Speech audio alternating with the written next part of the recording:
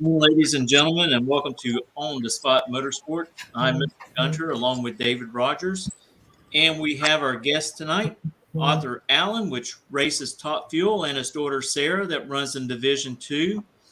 And I tell you, we are glad to have y'all both. And to start off the show, I always let our guests tell our audience a little bit about themselves. We'll go first, Sarah? Go. I'll go first. Started a long time ago. I'm going to tell my age, but started with street racing at Pecan Park in Jax, Florida, and did that for a long time. And then I went into tunnel boat racing and then offshore boat racing. And then always liked dragsters, so I built my own, me and my little brother, and here we go. And then we went into alcohol in 97. So blown alcohol went till 06. With Brad Hadman chassis, and then we went to Murph McKinney and did A Fuel up until a few years ago. And still do the A Fuel. I miss it a little bit, not as much as I do the blown alcohol. And then I wanted to build a Top Fuel. And amongst all that, back when Ronnie was alive and running Top Sportsman in NHRA, he taught me into building a Top Sportsman car. So I got a '63 Vet, but we never finished it after we lost him. So it kind of went to the wayside on that one.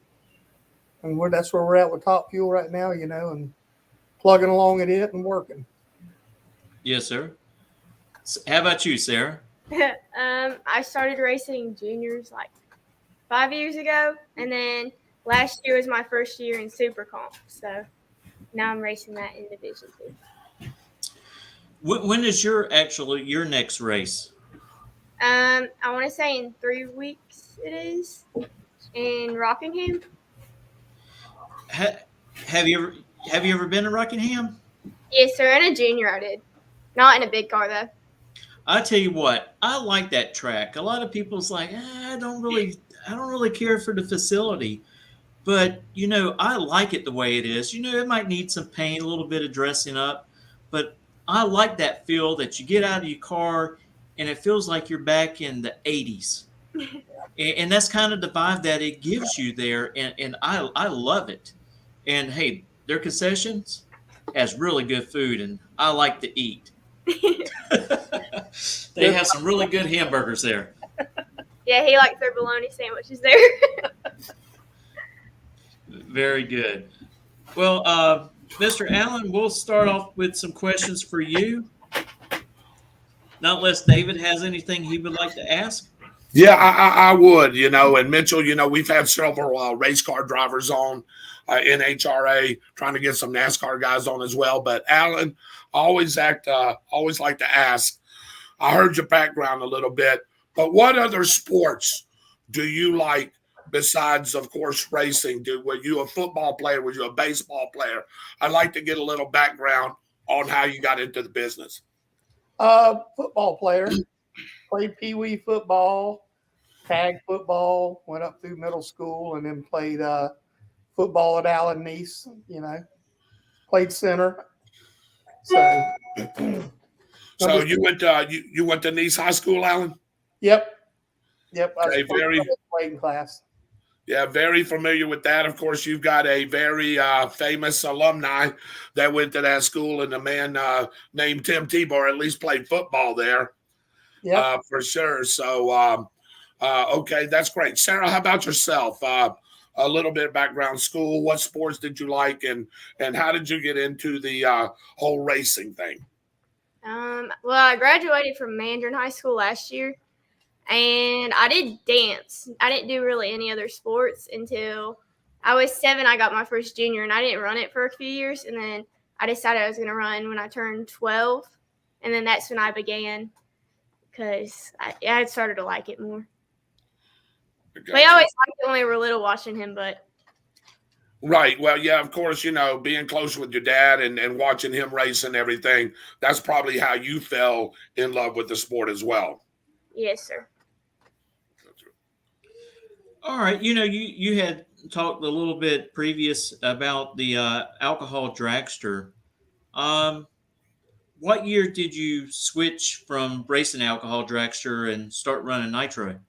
We swapped at the end of 06, went into A Fuel in 07. I had bought a tune-up from Bill Reichard. Then he helped me, and everybody knew he was the champ for a while, you know. He struggled with it at first, starting out with it, you know.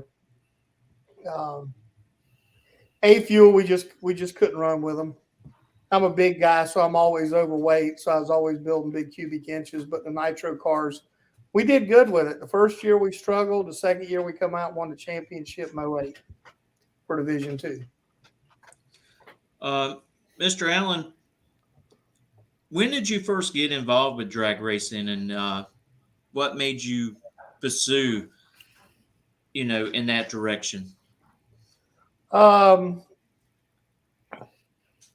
just love the passion of the dragsters. You know, my first car was a 70 SS Chevelle. You know, you love them in high school.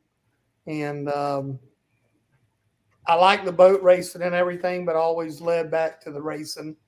And I wanted to build my own dragster. I couldn't afford to buy one. So me and my brother ordered a bunch of chrome moly and went to the shop, and we still got it hanging upside down in the shop. So we had fun with it. It was a blown 671 big block.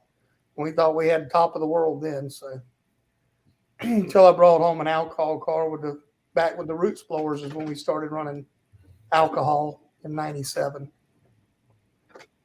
Then we advanced on to the Whipple blowers, and also followed Mike Gunnarsson here in town. He was always a few years ahead of us racing. Mike always had the fastest cars, pretty cars, wild paint jobs from the truck trailer to the race car, in his helmet. So he was a big mentor in it.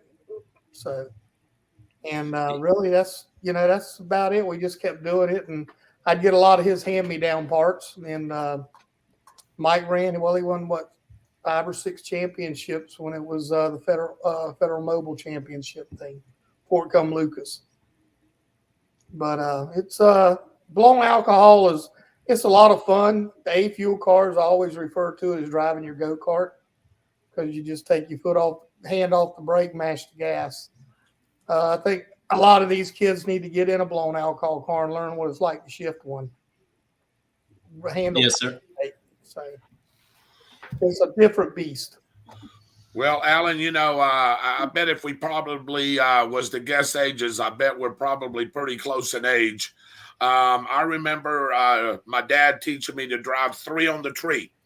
And he told me if I could drive that I could drive anything. And he was definitely right about that. If you can master the 3 on the tree, I think you can pretty much drive everything. Yep, you can. My uncle had a 74 van that we used to build houses out of, and it had 3 on the tree. We loved driving. We called the old thing Doodle. So it was a fun van to unload it on the weekends and go drive around in it. Yeah, my dad had a 1970 F-150 back in the day that had 3 on the tree, man. And I just thought I was just Mr. It, you know what I mean? Hey, I can drive this thing, you know. And yep. But like you said, if you can drive that thing, you can pretty much drive anything. That's correct on standards, yes. Yes. Now this question is going to go over to Sarah. After running those years in the juniors, what do you think has helped you the most running the juniors and then stepping up Division 2 Lucas Oil Series? Maybe learning the process of everything and getting used to how everything goes on the track and around it, I would say. I know that the cars are quite a bit different. Way different. How challenging was it to work on your trees, you know, because of the rollout of the tire changing? Was it something that was kind of difficult at first to figure out the rollout, where to put stage the car in the beams to activate the lights, or did it come pretty naturally? At first, it was a little hard and it was confusing to me, but we had a lot of friends who helped us figure everything out and get the roll of it and everything. So I've definitely gotten way better in the past year at learning it. Can you tell us a little bit about the engine that you run in your car? It's a 358 small block. Go one. Fastest I've been in is 159. I want to say in the quarter mile. Okay. How many horsepower is it pushing out? 500. That's a him question. That's a secret, David. We don't want to let that I out. know. I was going to say, he was over there shaking his head. He's like, no, don't say that. No, it doesn't bother me. It's probably about 500 horsepower. It's a kid bought it from Dave and Lauren McMasters, and it was just a good car for her to start out in. Fast enough for an 18-year-old kid. I told her she's about 17 years ahead of me in the racing field. So, Right. Mr. Allin, can you tell our audience a little bit the difference between the alcohol motor and the nitrous? I mean, not nitrous. Sorry, running nitro in the top fuel car. blown alcohol. The guys that can run on weight, back in my day was Mark Hedges, Gunnarsson, and them. They would run the 451 blown alcohol with the screw blowers. I ran a 496. It helped me on the pull. I could pull a lower gear than they could because they were lighter, so they could leave the line. The blown, I would run a 496. And when I quit, we were up to a stage 6 Brad Anderson head, and high RPM. The blowers are 228 over, so you're shifting the thing at about 10.5. And the blower's spinning well over 20,000 RPMs. And versus the A fuel, back up on the alcohol, you leave the line on a Supreme racetrack, you'd leave about 7,200 RPMs. And on a no good track, you'd leave about 4,500 to 5,500. A fuel, you pull up, you leave it about 2,100 RPMs, and the motor is good to see 65 to 6,800. So it's a lot different. It's more torque, builds power. So more driving in the blown alcohol than the A fuel. Okay. David, do you have a question? I do. I just wanted to read one of the comments here. We got several people watching the show, of course. Dwight Allen says, I missed that 3 on the tree there, Arthur. So there you go. So I guess a lot of people learned on the 3 on the tree there. But what was your I know you raced back in the day, and you've come yourself into the modern age of the racing world. Who is some of your top drivers? It don't necessarily have to be top fuel. It could be pro, whatever. Tell me some of your favorite drivers, some of the people that you met, some of the people that's maybe helped you in the business. Mike Gunnarsson would have to be the number one that helped me a lot through all the blown, from the Super Comp days to the Quick 16 dragsters to the street rods here in town, all the way up to the top fuel. He thought I was crazy when I told him I was building a pro mod. Told me I didn't need it. So, Jay Payne, when he ran Division II, he was help. He wouldn't tell you much, but he'd tell you some of the things that he would say. You'd have to sit there and think about it. And Mark Hedges was good. Or Vasquez come out of California and helped us for a while. He was well known in the alcohol fields. Right. And Guy Kelly, he was good. He come in after about 6 years after. Learned a lot from Ronnie Swearingen, who worked with Frank Holly.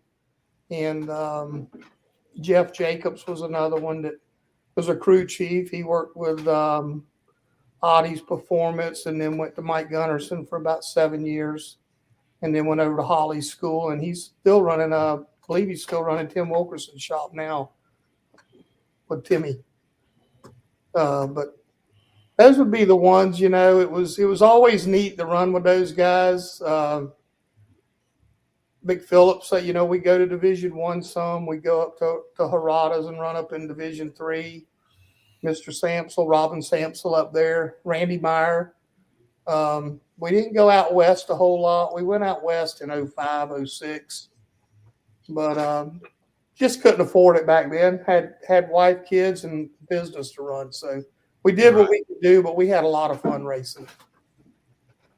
Yeah. Very good. I mean, we know that you run a limited schedule in NHRA. Do you know when you might be back on the track? Um, it's hard to say this year. My mother's very ill. I'm the number one caretaker of her. So between my business and I promised Sarah when I ran fuel last year that I'd let her run all the division races this year to get points to run national events in 23. So maybe back out. I thought about Bristol, but I just have to play it by ear. And we'd like to always go up and Brainerd, Minnesota. I got a good friend up there, J.R. Clark. We got to get him to work on a car. He retired after working on Jay Payne stuff for about 20 years. So. And I tell you, man, you speak of Bristol. What a beautiful facility. I mean, that place is just unreal. Racing between the mountains. Yep. And the junior dragster race was a little long for me. We'd go up there for 9 or 10 days, but it was always fun going to the mountains. And my mom liked that track, and she liked Charlotte. She said those were the 2 race tracks that had the cleanest bathrooms. She would go back to them for us. So some of the others she'd avoid. So I have a question for Sarah Mitchell. Sarah, I know your dad's been a long time driver and is good at his craft. Same question to you. Is there any drivers in today's market and today's NHRA that you like or that you fancy yourself after? Anybody in particular? It doesn't have to just be in your, in what you run, but anybody in Top Fuel, anybody in Pro Mod, Pro Style, what motorcycle, anything. Is there anybody that you look up to? When we were little, we loved Brittany Force. We'd get mad at him when he raced her in the outlaw car, and they'd run each other, and he'd beat her, and we were mad at him for a long time. That was Ashley. Ashley, I'm sorry. And Miss Jackie Frick, we love her. We've always known her since we were little, and we've always looked up to her. And Miss Teresa Smallwood, we were really close with her as well. But we always love seeing Miss Jackie till this day at the track and everything. So, and the Meyer girls, definitely. But I would say Miss Jackie was our number one and Ashley Force when we were little. I know that Mitchell is trying to work on getting a guest every week. And by the way, thank you very much for coming on the show tonight. Very interesting conversation. We have Sarah and Arthur Allin on with us. I know that he's trying to work on trying to get Brittany Force on the show. I know we've talked about that. I don't know how he's doing. He's smiling over there. It's hard. He's telling me it's not going so well, Arthur. That's what he's telling me there. But hey, I know that's a hard to get. But we did have Erica Enders on. I don't know if you're a big fan of her, Sarah, or not, or if you watch a race. But we did have her on a couple of weeks ago, and she's just as entertaining as you guys are as well. So, are you an Erica Enders fan? Huh? I like Erica Enders. Yeah, I like how she spoke out how she felt in the past couple of years about the election and everything. They wore her movie out. I can tell you that. So. Yeah, I tell you what, that was remarkable. I know there's a lot of things going on with Disney World right now, but I tell you what, when they made that movie Right on Track, I think it was one of the best things they could have done for NHRA, for the sport, to encourage kids to take that chance and get out there in those juniors and learn about all the safety procedures that has to go on. It's not just driving. They learn how to maintain the engine, the maintenance on the engine. They understand that the tire pressures in the rear tires have to be at a certain, it puts them to work, and it educates them, to grow up like Sarah has, to move on to the next level. And I tell you, I've watched it a couple of times. Oh yeah. I would rather watch a motorcycle racing movie or a drag racing movie, and like Heart Like a Wheel. We grew up watching it, And we loved Heart Like a Wheel. Connie Club.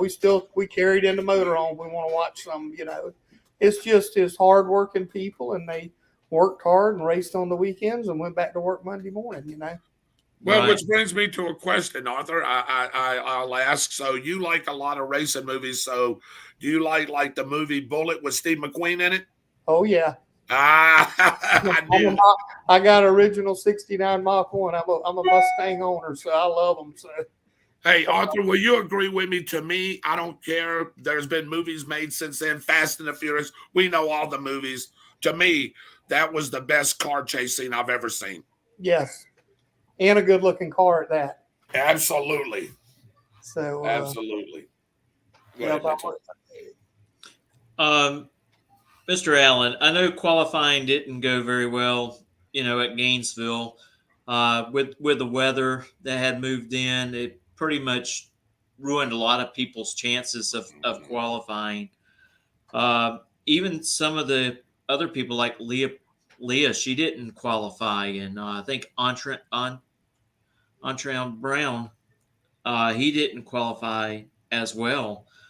Could you tell us a little details what may had happened to your car there? ours was about a $10 part that works off the Dave Leahy system, electromotion.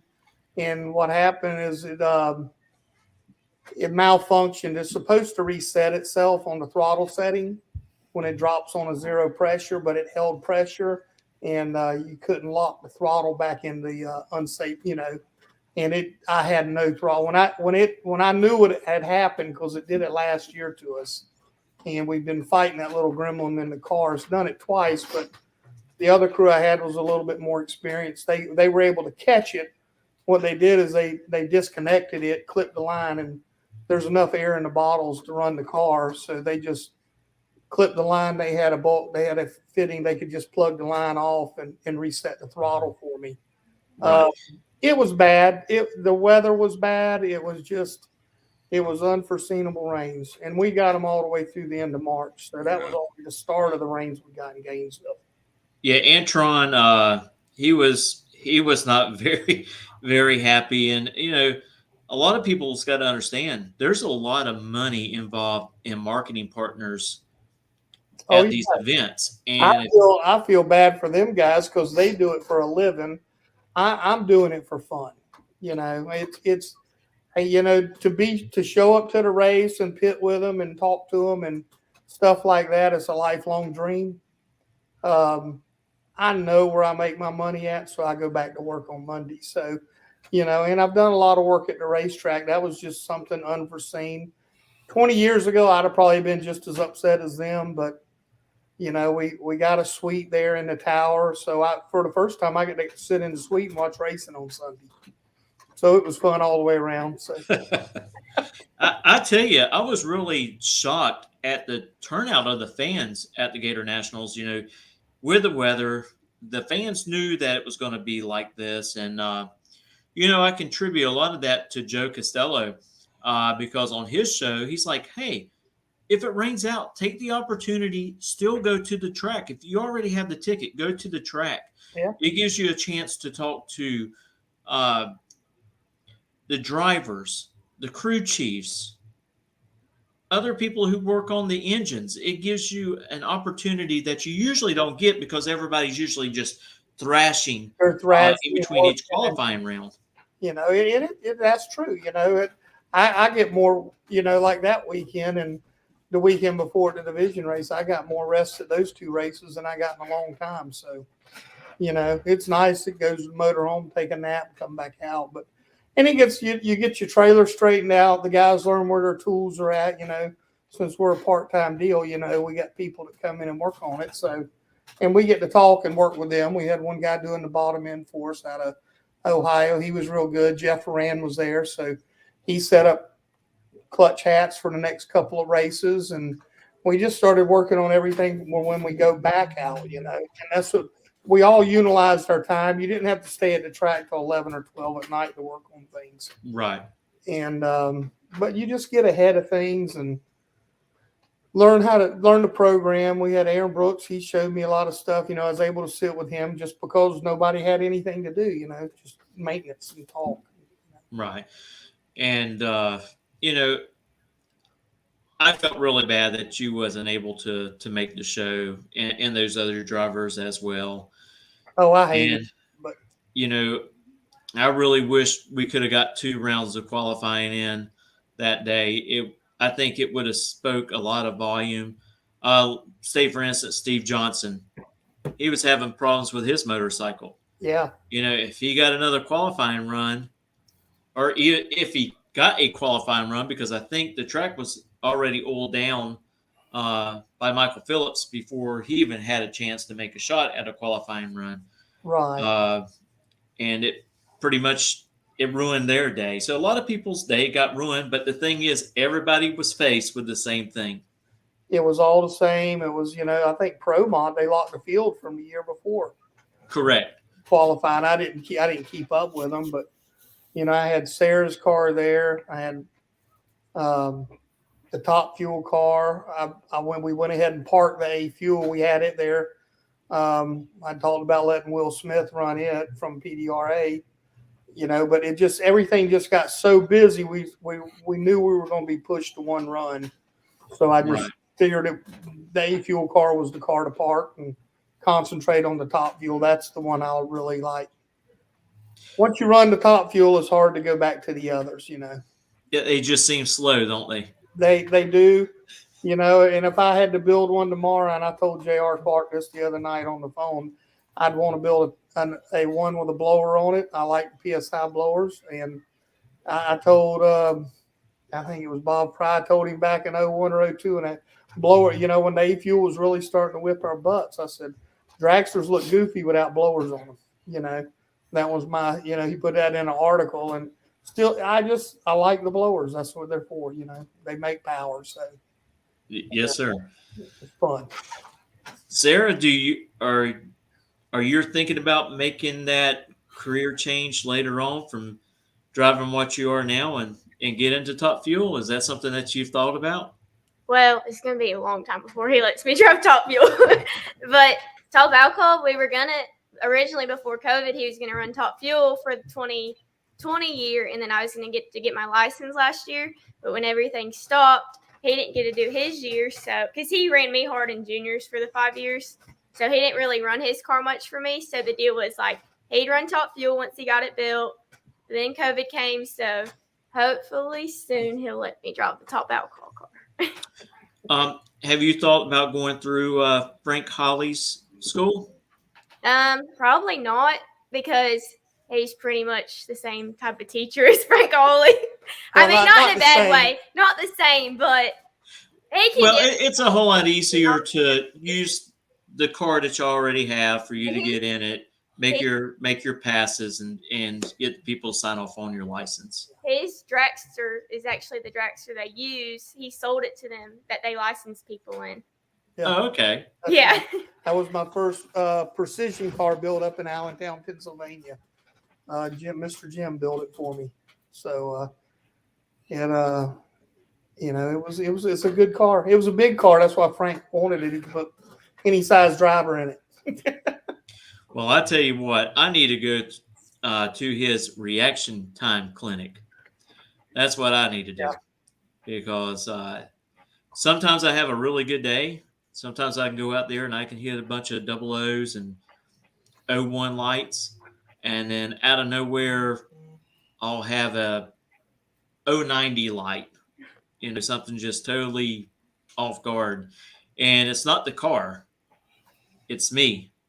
So something's on my mind getting in there and messing me up. And that reaction time clinic that he has, he'll teach you all kinds of things, how to keep yourself calm in the car, how the eye reacts to the lights. And so I really need to take that class to try to be a little better. He was going to send me to his class 4 super comp, but then he decided not to.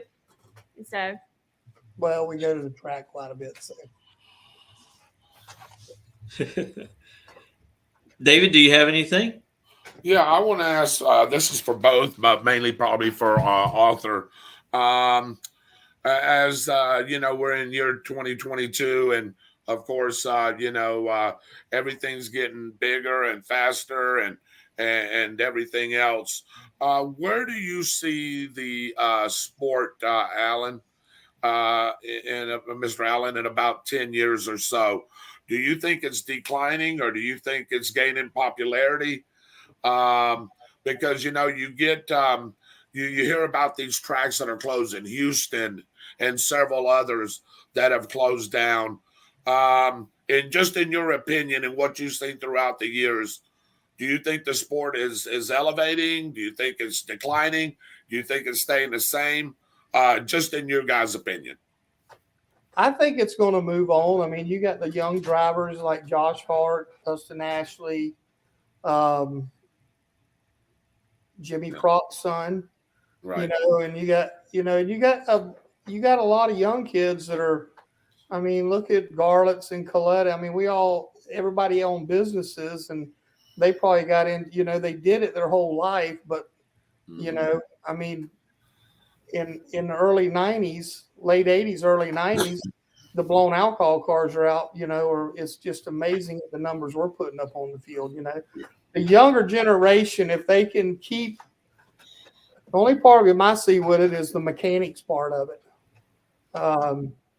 A lot of kids don't know these things. A lot of the top fuel that I've seen is you got a few superior guys in a race shop, and they have everything ready for when you get to the racetrack they set up on Thursday, a crew flies in on Friday.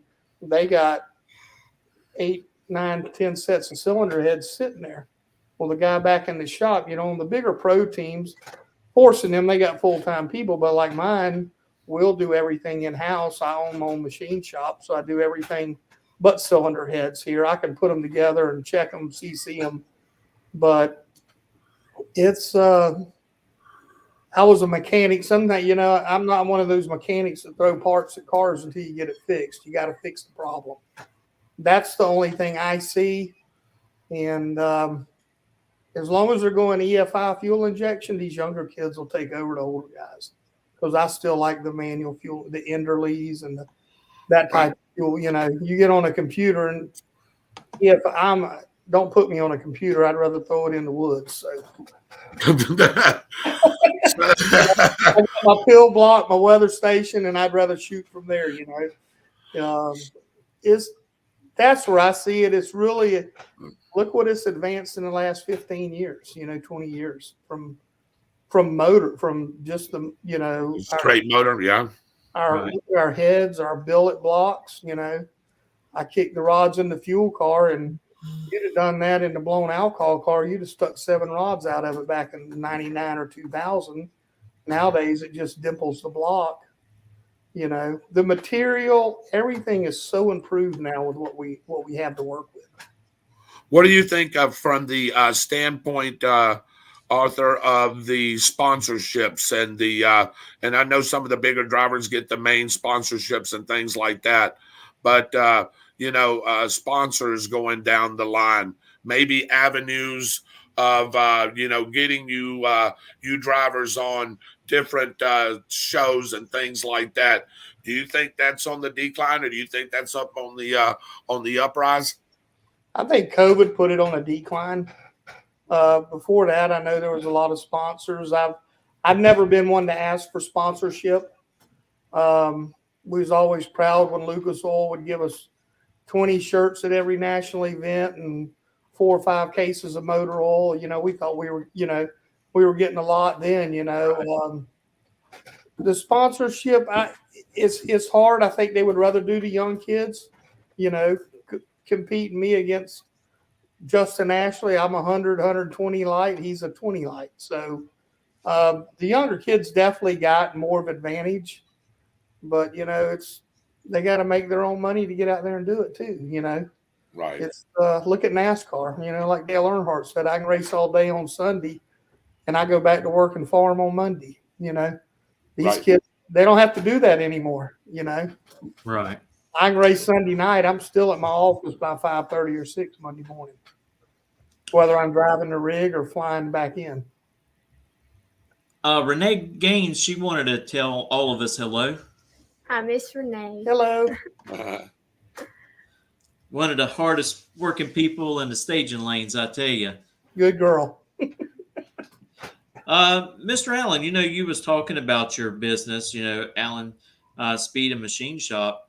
Can you tell us a little bit about all the different things that y'all do there? And on that note, I would like to thank you for sponsoring the sportsman class this year out at Gainesville Raceway for our Summit ET racing. Well, that's just something. My main business is a contracting company, and I went in business in '87. I wanted to build roads. I'm one of 4 sons that didn't go to college, so I did not like school, and I shouldn't be saying that in front of Sarah, but I did it the hard school of knocks. It's hard. There's no guarantees out there. This year will be 35 years of business. It's just the speed shop is my passion. I always wanted a hot rod shop, and I was looking for one machine and wound up buying 5 or 6. Wound up buying the whole machine shop, but I like doing my work. That's my peace of mind from Friday afternoon after lunch till Sunday night.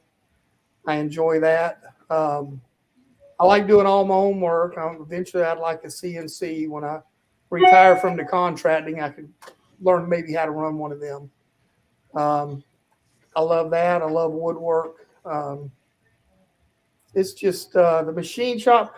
The store we did have open for a few years. We're building new buildings in St. Augustine. We're going to have it back open. My oldest daughter, Elizabeth, runs it.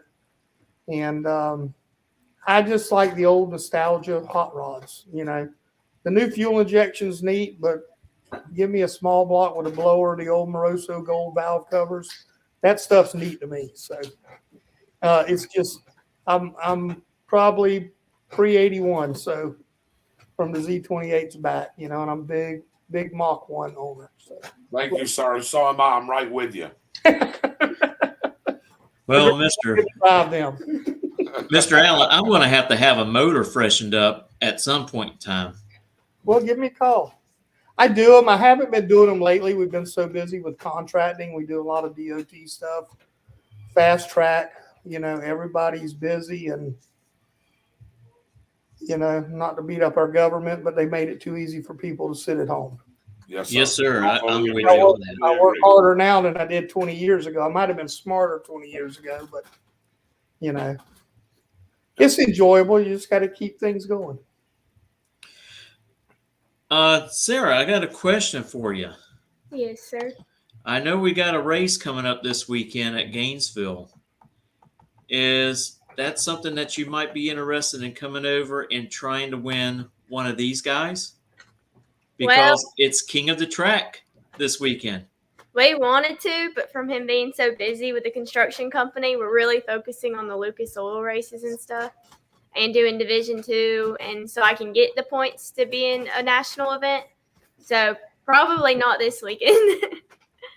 I tell you what, if my car wasn't so hot-natured, it doesn't like to run very well after it gets up to 180 degrees. That's the only bad thing about those Hemi motors in today's cars. They do not like getting hot.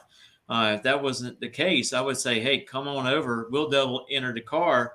You could run pro and I'll run sportsman. And then at the end of the day, if we both win, we'll have to flip a coin who's going to race the guy over in Super Pro. Yes, sir. No, we were actually over there today for construction work, and Miss Jody tried to talk him into it. I imagine she did. I tell you what, I think she is doing a great job over there at Gainesville. I'm really happy that she is allowing us to live stream the races there because we have a lot of family that, they have things that are going on in their life, and they always can't come with their husband or their wife because, we have ladies that race as well. And it gives them opportunity to log on and see what's going on. And she's been a big help of that. And like I was telling your dad, we're trying to buy some better cameras so you can actually see the cars a whole lot better and see the scoreboards at the end of the track. Derek, I know he's wanting to get back to just racing, but Derek Putnam, he's been doing a wonderful job announcing. I'm trying to get this guy right here, David Rogers, to come over one day and just pick up the mic and try it because he announces the football games, the Bradford High School football games on WEAG here in Stark. So he's got a good voice, and I think it'll carry very well. And but David says, I don't know if I can break all those increments down like he does. I'm going to be honest with you, Mitchell. I really appreciate the accolades. And yes, I do the football games on Friday nights for the Bradford Tornadoes. But that's a different beast, Arthur. Derek does it really well. And I tell Mitchell all the time, I don't know how he does that. Yep. And, I can call the winner. I can say the Bud Lane or the Lucas Oil or whatever. But I don't know about breaking those numbers down. Well, That's David, a special talent. David, there's a young boy. He's probably getting a little bit up in age now, but I want to say he was like 6 or 7 years old up there at Bristol. And when they do the spring fling race up there, that little boy would break it down just like Derek. Are you serious? I am serious. Wow. Have y'all ever heard him there, Mr. Allin? Is he the one that's at the junior dragster races? I'm not for sure who it might be. He's from Bristol. I know he's announced some races there, like on live stream. You could go to live stream and watch it, and he would break all the numbers down just like Derek. And he's a young kid. He's got a future in announcing at drag strips. That young boy does. That's amazing. There, I'm not that much of a talker. And I'm pretty sure he's from Tennessee because he has that country twine to him. So I figured he was probably, from Tennessee, North Carolina. Yeah. But what a remarkable job that he does. And hopefully he'll jump on the mic here pretty soon. I know they have that race coming back up there in Bristol. And does a great job. And David, if he does, you've got to get online. You got to hear this young man. Oh, yeah, I definitely would like to hear that. And I always like to hear Derek. I think he breaks it down just as good as anybody else in the business. And, like you said, he wants to race, and he has to do that too, man. And I know it's hard to concentrate doing both. Go ahead and let y'all know, and our viewers that's, watching this or may watch it later. Have you followed Camry Caruso any? We've watched it some and seen how she's doing and everything, but I think she's doing pretty good. I think she is as well. And I tell you, Camry Caruso and her crew chief, Jim Yates, they're going to be on here next Wednesday night. Cool. So we're looking forward to that. And I talked to Mr. Yates on the phone just the other day, and I says, man, I got to show you something that I've got when you come on. He's like, what do you got? I said, I've got your old Splitfire handout card from 2003 autographed. Yep. And he's like, oh man, that's a while back. Yeah, it's like a little while back, but I said, yeah, I got that, and we're looking forward to them. And here with our podcast, we like to give everybody a chance to speak if they're a team that does it part-time, or a crew chief who wants to come on, or someone in public relations. We've had Clark Papke, which works for Steve Torrance Racing. We've had him on talking about his daily routine and everything that he has to do. And, NHRA has there's so many jobs out there for people. I mean, if you're looking for something in motorsports, I think NHRA is the way to go. You work as a crew guy. You can work in public relations for that team. You can work in public relations for NHRA. There's announcing jobs. I mean, the sky's is the limit, for our sport. And I think that's why I like it so much. I know y'all probably feel the same way, but I feel like the NHRA, all the drivers are pretty much like family. Yeah, there's some probably little feuds that go on in there, but I think those feuds kind of makes it very entertaining for the fans. But all in all, I believe we all pretty much act like family. I think everybody does, and NHRA has all the safety. They're pretty strict on it.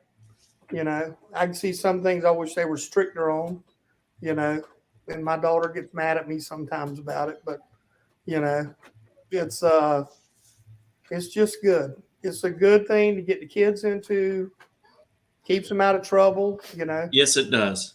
and that's the main thing. That's why I sponsored the juniors, and Flying Brian wanted to do the juniors because his son is in it, and so that's why I moved up to sportsman. You know, as long as we're a part of it, you know, and just doing it and having fun, I think it's a good thing. You know, we got to keep it going.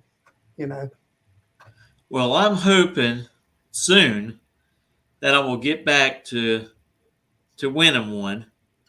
Came close a couple of times, runnering up, but hopefully I can actually win one, and I'll send y'all a photo of it and everything. And I really appreciate what you do for us out there at Gainesville Raceway, as you know, the juniors and for the sportsman class. Really do appreciate it. We're gonna get down there through the summer because she don't have any Lucas Oil races until September. So I told her I'd let her run once a month. You know, keep her in the groove, keep her good on her lights. Yep, keep her sharp. Right. Definitely keep her sharp on that reaction time. Going to the lake house. You know, I want to say to you guys, Mr. Allin, you were talking about keeping kids out of trouble, and it's a great sport to get in to keep young people out of trouble. I can see it in your daughter's face. I can see it in Sarah's face, how much she likes it and how much she respects you, not only as her dad, but, you know, as a mentor as well. And I can just see the love right there in your family just by looking at the picture. I know I probably should have been a philosophy major from NYU, but I can just see the passion that y'all have there, and y'all are a very close knit family. I'm sure she did great in school, and you know, I can see it there. So y'all need to just keep up the good work and the teamwork that y'all are doing. And I'm assuming that young lady right there will be hearing her name big time probably, and in the next few years. You just never know, like you said earlier. We got to finish college first. We got 1 year out of our way. We're going to the second now. Where are you going to school at, Sarah? I'm just going to a local one near us, St. John's River State College. St. John's, yeah. Mm-hmm. Our deal is I can get my license and run races before I graduate college, but as soon as I graduate college, which will be 3 more years, I can run a full season. So do you want to go to UNF, or you want to go to North Florida or Jacksonville, JU? Where do you want to go to school at? Well, I'm doing my basic 4-year degree to get a business degree. So, because I'm probably just going to follow after him along the company and everything with buildings that are getting built right now and try to do all that stuff. So I'm probably going to stay at St. John's River State. And if not, UNF would be the alternative, though. Yeah, that's a great school, by the way. UNF has a very good engineering school. Yes. There. My brother actually went to UNF. I went to Santa Fe College over in Gainesville, but my brother went to UNF, and he has moved all the way up at Clay Electric from the bottom all the way through division chief, and now he's sitting somewhere right up under the CEO. And it happened really quick. And I think a lot of it is because of how well they teach there in their engineering school. They're good. Our granddaddy be proud. He was an engineer. So. Now, one thing I like about engineers is I like the ones that actually get their hands dirty. That actually, while they're going to college, they'll work on construction sites so they can learn firsthand what things that we run into when you look at the blueprints. Right. Common and then, sense. you know, you have to have as-builts done and all that to correct them. It gives them that knowledge. So when they go to design something, they'll think twice before they put it down on paper. Well, now it's not paper. Now it's all done in the computer. Yeah, but you know what I mean. I got a plotter at Dolphins. I want 24 by 36 inch. He has us print out everything. I plot everything. I want a big sheet of plans where I can read them. So, yep. No, that's the old school in us, Arthur. That's right. I can take them to the field and read it, and It's supposed to be right there. Everybody else is looking at their laptop hiding from the sunlight. Well, I tell you what, we really appreciated y'all coming on tonight. We had a great time, and I'll be keeping my eye out for you during the summer, coming out there to Gainesville and We'll get by making a couple of passes. Maybe I can get in the winner's circle with somebody that win the Sportsman Trophy. Well, I'm hoping that she goes to Rockingham and she wins a Wally. Hope. That would work. That That would work. That's what I like to see. Well, real good. Well, we thank you for having us on here. No problem. Anytime y'all like to come on, just let us know, and we'll work y'all back in. Especially if you win a Wally in Rockingham, let me know. You win, we'll get you on that next Wednesday, and we'll talk about your win. Yes. We'll break it all down from round to round. Yes, sir. All right. Well, I do appreciate it. All right. Well, thank you. Thank you. Thanks, guys. Appreciate it. Thank you very much for coming on. All right. Take care. Bye-bye. Bye. Wow, David, what a great night, great interview. Two wonderful people, and you can really tell and that they both love each other very much and have a lot of love for the sport of NHRA and drag racing in general. Well, Mitchell, you hit it right on the head there, and that's why I said what I said, because you could see what the avenues that she's taken. She's taken racing after her dad. She wants to drive that top fuel car. She's going to school to get her business degree because she wants to work with her daddy in the business or eventually take the business over. You could tell that young lady is very smart, very sharp, and she loves her family. And that's what's one good thing that Arthur said tonight about, keeping young kids out of trouble. I can tell that he's done a great job with that young lady right there. And Mitchell, who knows, man, in 5, 6, 7 years, you may be talking to the top queen in whatever division she wants to get in. You know what I mean? You never know. Exactly. And I tell you what, I think where she's heading in college is a really great thing for her, because you think about NHRA and you want to run professionally in any category. The things that you want to have a degree in marketing. You want to have a degree in business. Those two are very important because it'll help you in the long run be able to reach out and find marketing partners for your team and how to market everything for that team when they come on board. How you represent them, all that's very important. You have to be able to market yourself with their product. You are like the billboard, right? When you represent those companies. Yeah, and that's exactly right. And Mr. Allin there, he's doing everything that he can. You were talking about him sponsoring your class, the Sportsman ET Racing, that you're involved in, and some of the other things that he sponsors as well. And like he said, he does what I like about him. First of all, he's old school. Number one. Number two is he likes. He knows that he's going to come back and run his business on Monday morning, and he likes doing it for fun. Hey, if the wins come, it comes. But if it doesn't, he's okay with that too, Mitchell. And I think he's instilling that in other drivers, and especially with his daughter, that there's going to be bad days, there's going to be good days. Oh, definitely. And I'll tell you, I just want to, hit on a few things real quick, and we'll probably get on off of here. And but I wanted to talk about a little bit about the NHRA winners from ZMAX, the Circle K 4 Wide Nationals this past weekend.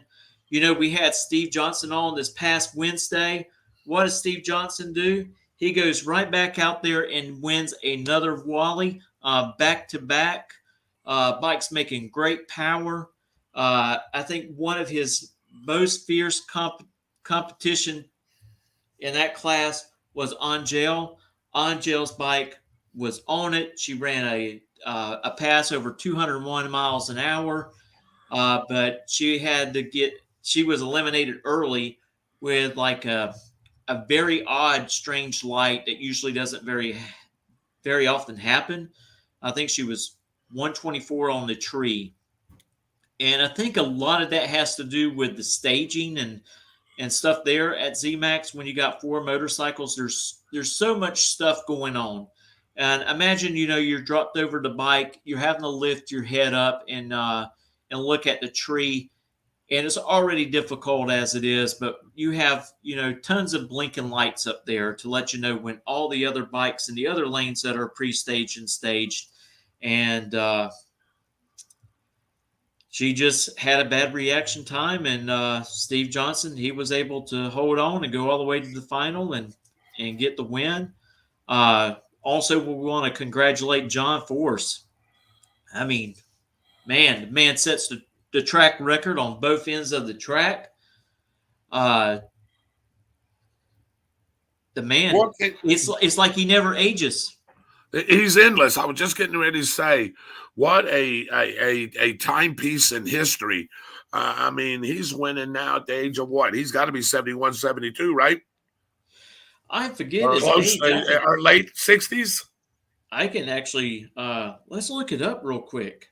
Let's see. Yeah, while you're looking that up, but I remember watching John Force when I was a younger man myself, and so I know he's got to be pushing up there in age. He's got 2 beautiful daughters that race, and he's got people involved in the business. He's got 4 daughters. Yes, I'm sorry. Yeah, actually, yes. So 4 daughters that are involved, and his other people he's got involved as well. But how old is he, Mitchell? What did he say? He's 73. I knew. I thought he was 73. So yeah, he's 13 years older than me, because I remember, when I was in my teens watching him, and you would hear it every week. John Force wins this. John Force wins that. And what a legend! And like you said, he never ages. Seems like it's endless time for him. And congratulations to him and the Force Racing team. Well, someone asked him one time, David. They asked John, says, "When are you going to retire from racing?" And he looked over at him. He says, "When they put the last nail in the coffin." See, he's a competitor right there. That tells you he's a competitor. He loves what he's doing. He loves the sport. He's a big name in the sport. And with his daughters being involved in the sport, I think they'll be able to carry that name over and maybe bring the NHRA label back up to where it really needs to be. I agree with Arthur Allin. I think the sport will continue with these younger drivers. I just hope that it can stay, at the top of its game, and money always drives everything, Mitchell. And Right. I hope we can keep the monies flowing for this sport to continue to thrive, because it is very exciting. When you let me sit up there in the tower, I've never been in the tower before in my life. And that was an awesome experience. And, we get to do that now each and every week. If I'm able to go, we can do that each and every week that you're racing, because we have this podcast, your podcast here on the Spot Motorsports with David Rogers. And, you've got the equipment, you've got the setups. Yes, we got to work on a few things, but overall in all, I mean, we can put on a great production for fans that, are less fortunate than me and you, Mitchell, or, can't come because of a physical ability or disability, or anything that doesn't allow them to make it. We're able to do that for them. And that's Right. what me and you and the boys have always talked about. This, if we can provide a service and make somebody's day and make somebody happy, Mitchell, we have done our job. Yeah, before I get on to that a little bit, I wanted to mention about top fuel driver, Yes. Mike Salinas, Mhm. who actually won at ZMAX. And what a wonderful way to win. He just takes on a new sponsor, Pep Boys, and they bring home the Wally. Wow. So very exciting for them to have Pep Boys on board. What a wonderful deal that is for them and for Pep Boys. And I tell you, Mike Salinas, he's going to represent Pep Boys very well at the races. Absolutely. But yeah, like you were talking, to be able to live stream those races, I tell you what, I love it. Say for instance, Nikki wants to know what round that we're in, or she can jump on there and say, oh, they're fixing to go in a Sportsman. It's round 2. I'm going to stay on here and I'm going to watch Mitchell race. And she has the ability to watch the race and listen to Derek call the race as well over the intercom. And people don't stay on there the whole entire time. But you'll see people jumping on and off because they all know about the time frame of how long it runs each class, and they know about what time to pop back on to watch their loved one run, Right. or their cousin, or so on and so forth. So yeah, I'm very excited that we're able to do that. We got some, like I said, we got some new cameras that are going to be coming. Unfortunately, one of them won't be here in time for Saturday's race, but it will be here for the double race of this month. And this will be the last double that we would have. So looking forward to that. Looking forward to this Saturday. Just hoping that the weather holds off, David. Yep. Because right now it's looking like a 50 to 60% chance of rain Saturday, and it has been increasing. It started off like at 20%. Yes. So just trying to keep the fingers crossed that we're able to go out there and make some rounds on Saturday. Absolutely. I know you look forward to that, Mitchell, each and every week or each and every time that you have a race scheduled. And, you're doing great in points right now. And, you're trying to keep yourself moving up. And of course, ultimately, what everybody wants to be in the top spot. So, I just hope the weather holds out for you and all the other racers and everybody that's going to come out there and watch that. So hopefully everything works out for you guys. Yeah, everybody's trying to stay in that sportsman class, at least in the top 10, to be able to go to divisional finals, especially this year for divisional finals, because we only have to go up the road about 2.5 hours. The 2 previous times we have had to drive to Rockingham, and then we had to drive to Atlanta, and now we're getting a little closer to home, and I'm hoping that the next following year we're back racing the divisional finals at Gainesville Raceway, but we will see. They make those decisions at the end of the year after the Division II banquet that takes place usually over in Jekyll Island. Last year it kind of changed a little bit because of the whole COVID thing, so I'm hoping that it will move back to its original place this year. But yeah, I just wanted to also, congratulate Chase Elliott for winning there at Dover, the Monster Mile. The race started off on Sunday and then came down to rain with 42 laps, I believe, that was left in the first session. And they finished it up on Monday by starting the race at 12 o'clock. A lot of action was going on the track, David. We had people, their tires going down, cutting tires. I think they're going to look at those tires here this week and see if there may be a problem with them.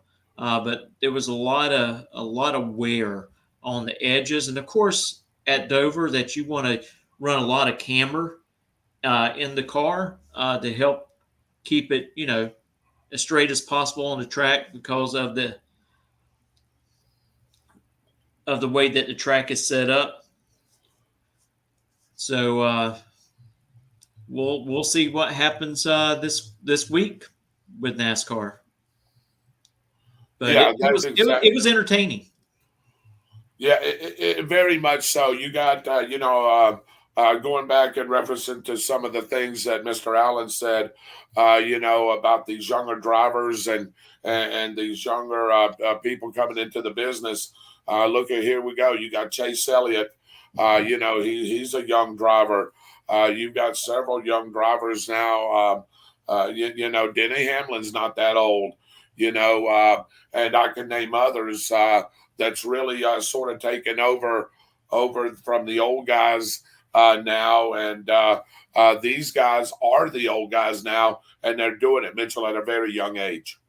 You're exactly right. The days of Carl Edwards and Greg Biffle and, Yep.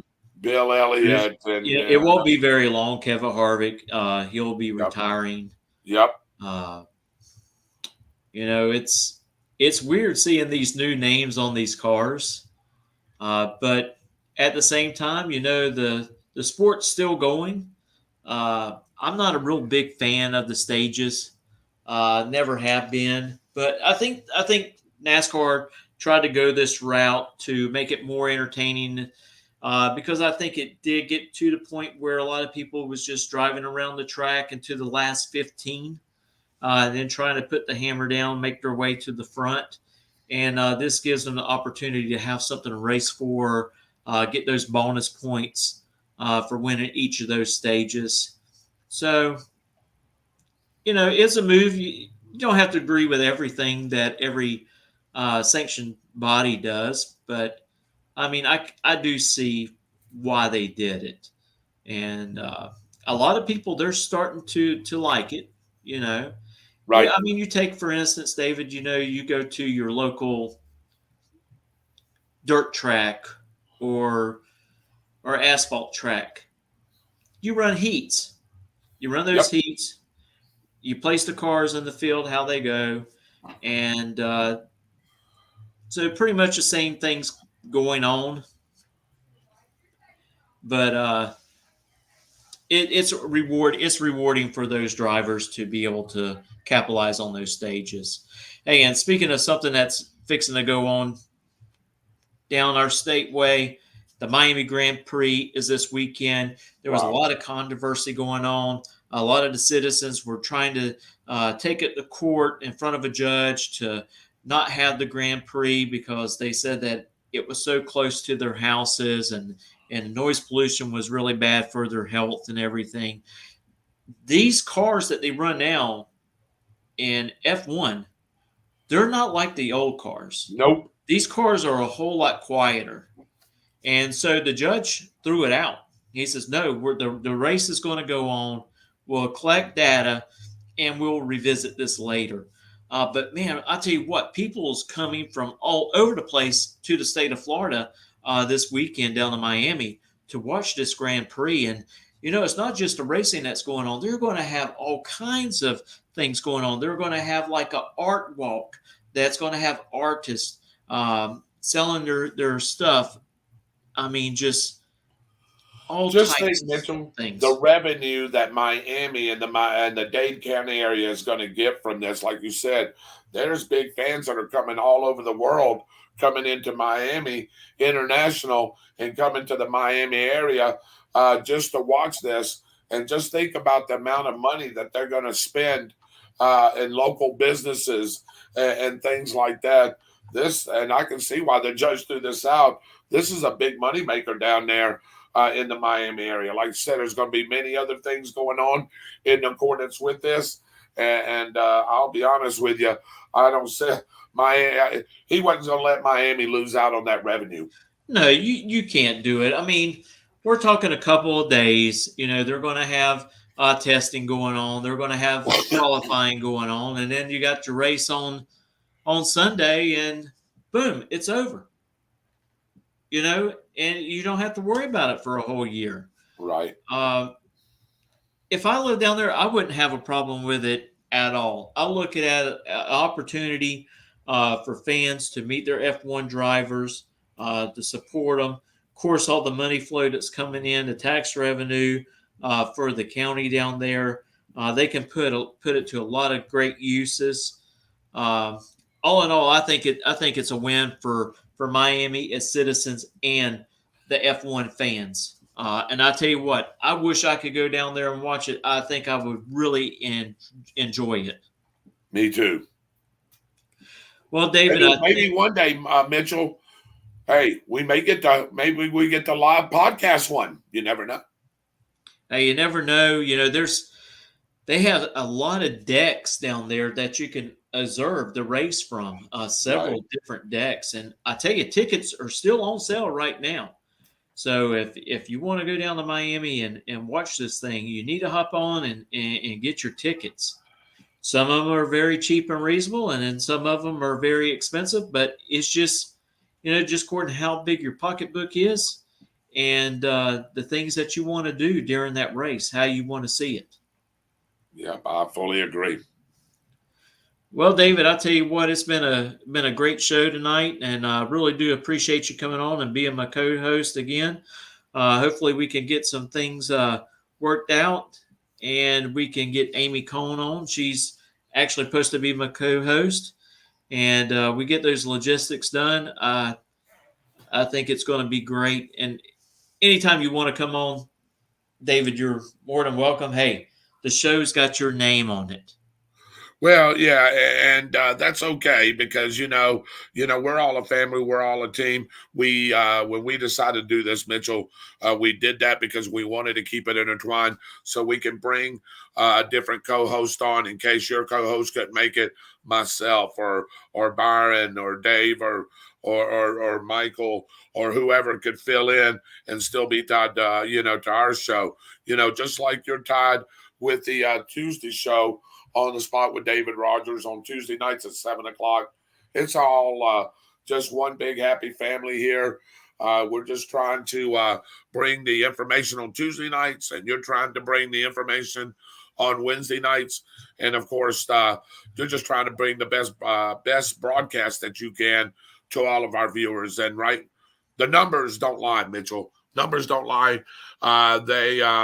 You can see where this is going. We're gaining a lot of traction on it, and getting more and more followers as we go along. And right now you can look up there, and we don't have anybody on right this minute, but before we know it, we're going to have a lot of people watching this podcast. I do believe, and the good thing is, I see a lot of people watching it after the fact. And to me, that's just as important as them watching us live. That's exactly right. Well, David, and to our guests, we appreciate everybody joining us tonight. And we're fixing to move on and get out of here. Well, I like that music, Mitchell. Look at that. What's that? That's pretty cool music there. Oh, yeah. Well, I'm going to eat me some ice cream, Mitchell. I'll call you out here after a while. Great show tonight, buddy. Great job co-hosting. Thank Arthur Allin and his daughter Sarah for being on. God bless you guys. Mitchell, I'll be talking with you soon. All right. You take care, David. Thank you all again. Yes, sir. Bye. Bye.